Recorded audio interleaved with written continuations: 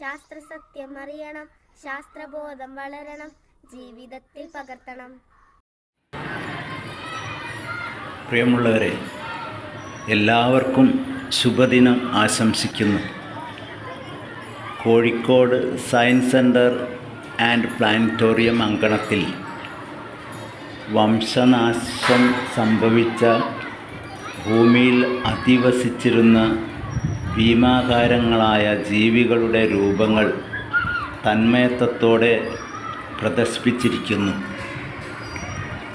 15,000 വർഷങ്ങൾക്ക് മുമ്പ് ഹിമയുഗത്തിൽ ജീവിച്ചിരുന്നതായി പറയുന്ന ഏറ്റവും വലിയ ആമയെപ്പോലുള്ള കട്ടിയേറിയ ശരീരകവചങ്ങളുള്ള ജീവിയാണ്.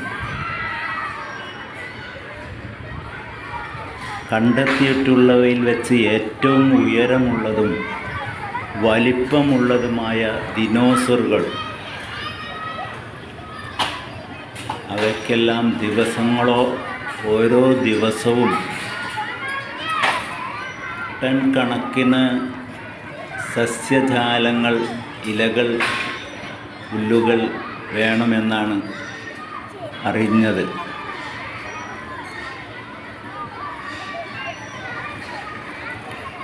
വളരെ ഭീമാകാരമായി ഈ രൂപം കണ്ടിട്ട് തന്നെ നമുക്ക് മനസ്സിലാകുന്നുണ്ട്. യഥാർത്ഥത്തിൽ ഇതിൻ്റെ വലിപ്പം എത്രയാകുമെന്ന് ഊഹിക്കാനേ പറ്റുന്നില്ല.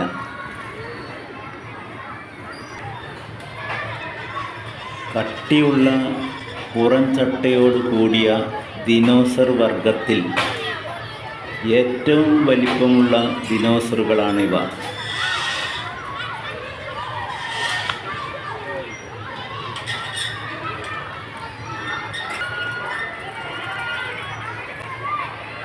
ഇവയുടെ രൂപം തന്നെ പേടിപ്പെടുത്തുന്നതാണ്.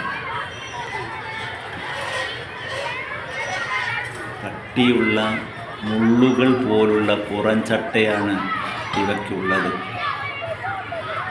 ഭീമാകാരമായ ആകൃതി, വലിപ്പം.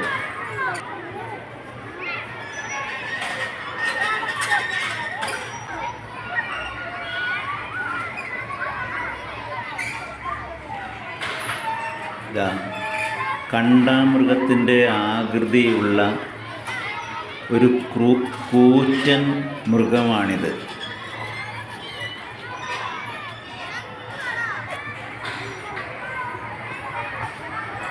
കട്ടിയേറിയ ബലമുള്ള ശരീരഘടന.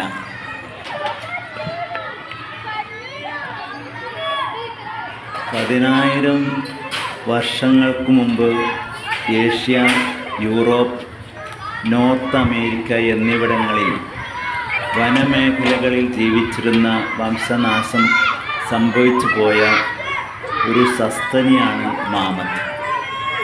നോക്കൂ, ഇവയുടെ കൊമ്പുകൾ, അതുപോലെ തുമ്പിക്കൈകൾ, ആ ആകാരവടിവ് മനോഹരമാണ്.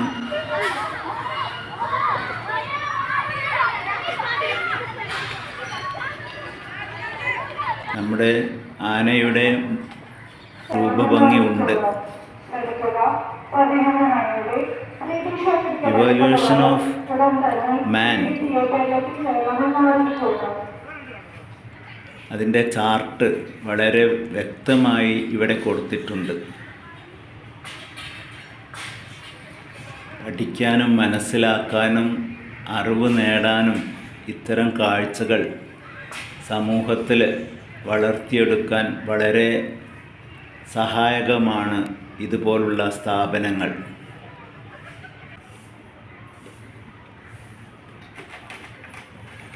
കാലങ്ങളായി രൂപാന്തരം പ്രാപിച്ച് ഇന്ന് നമ്മളെപ്പോലെ മനുഷ്യാകൃതി ലഭിച്ച അത്ഭുത കാഴ്ച.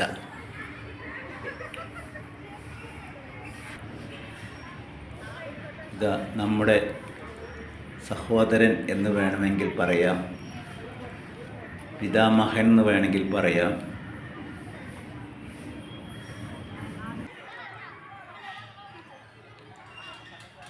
ഒരു ചിരട്ട കമഴ്ത്തി വെച്ച പോലെ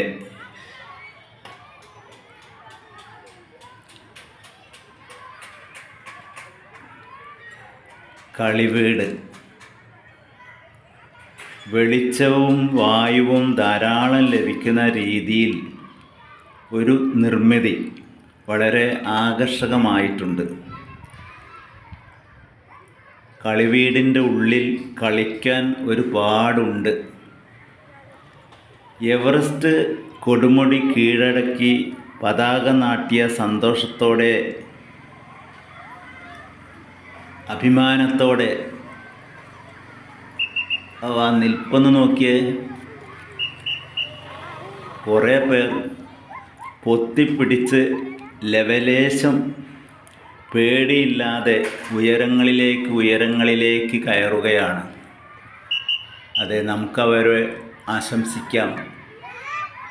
പഠിച്ച് മിടുക്കന്മാരായി ഉയരങ്ങളിലേക്ക് എത്തിപ്പെടട്ടെ.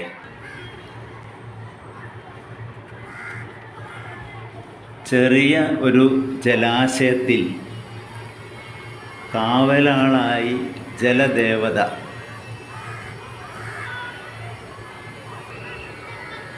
വലം കയ്യിൽ ഒരു ശംഖാണുള്ളത്. അമ്പലങ്ങളിലും മറ്റും പുണ്യജലം, പുണ്യതീർത്ഥം ഭക്തർക്ക് നൽകുന്നത് ശംഖ് ശേഖരിച്ച് തുള്ളിയായാണ് വിതരണം ചെയ്യാറ്. ജലദേവതക്കരികെ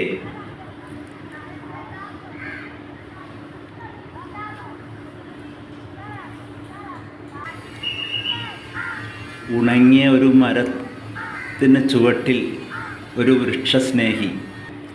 അദ്ദേഹത്തിൻ്റെ കയ്യിൽ ഒരു ആപ്പിൾ അല്ലേ കാണുന്നത്? ആധുനിക ശാസ്ത്രത്തിൻ്റെ ഐതിഹാസിക ചിഹ്നമാണ് ആപ്പിൾ മരച്ചോട്ടിലെ ഐസക് ന്യൂട്ടൻ. 1642 മുതൽ 1727 വരെ ജീവിച്ച മഹാശാസ്ത്രജ്ഞൻ. ഇവിടെതാ ജലദേവതക്കരികെ കാക്കകൾ നീന്തി തുടിക്കുന്നു, കുളിക്കുന്നു. അവരും സന്തോഷത്തിമർപ്പിലാണ്. ഇവിടെ വന്ന് നോക്കൂ. ജലദേവതയുടെ കയ്യിൽ സെക്യൂരിറ്റിയായി ജലദേവതയുടെ കയ്യിലിരിക്കുന്ന വീക്ഷിക്കുന്ന കാവൽ കാക്ക. മറ്റുള്ളവർ ജലം അനാവശ്യമായി ഉപയോഗിക്കുന്നുണ്ടോ എന്ന് ശ്രദ്ധിച്ചിരിക്കുകയാണ് മൂപ്പര്.